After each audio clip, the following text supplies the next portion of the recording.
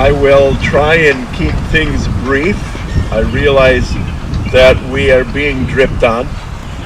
However, those of us here today and the veterans who are here today know that they have been and served in much worse than what we are experiencing here.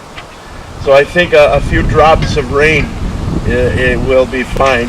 If we could shrink from that, I'd be out in the rain the entire time.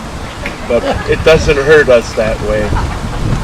On the way over here today, I was listening to the radio, and they were saying this year is the 100th anniversary of our entrance into World War I.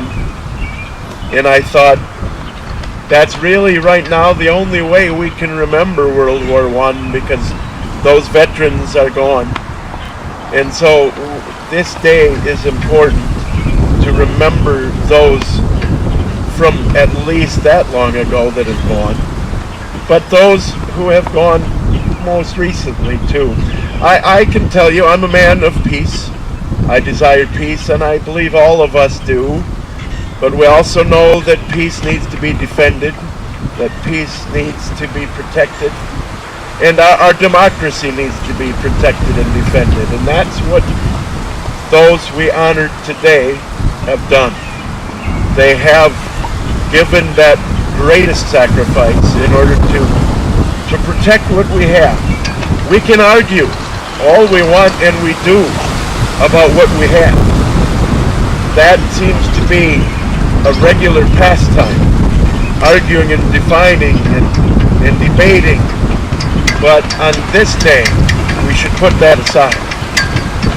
We should put that aside and honor those who chose to go or who were drafted to go to defend what we live and what we have.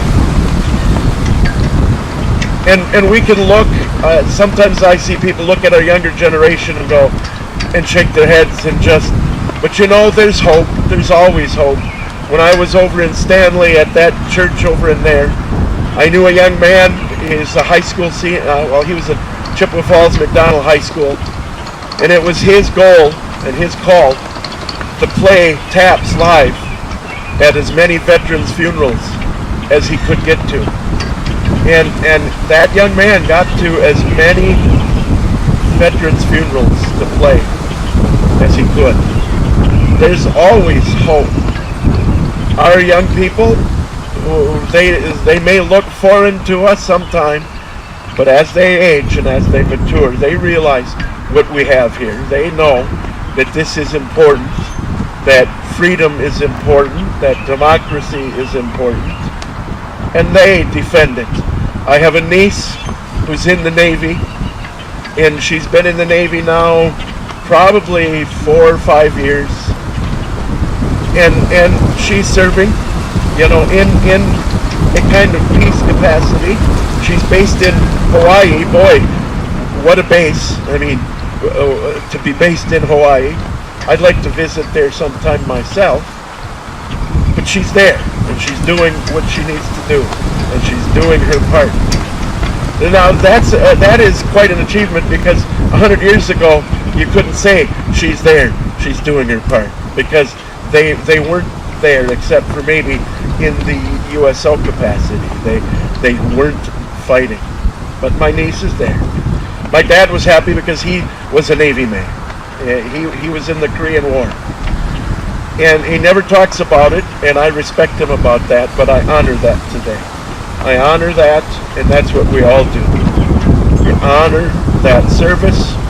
We honor that sacrifice. We should honor it more than just today, and hopefully you do. Hopefully you honor it every day, even if it's just taking the hand of a veteran and honoring that. Remember that. Remember and honor. And as the rain starts to fall a little more, I will just give a final prayer and then turn it back over to the MC. Let us be in prayer. Gracious Lord, we give you praise and honor for today. We do honor those who have fought for this country, who have died for this country.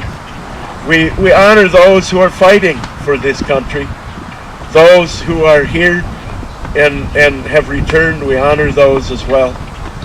On this day of rain, We honor each and every one. We do so in your name, O Lord. Amen.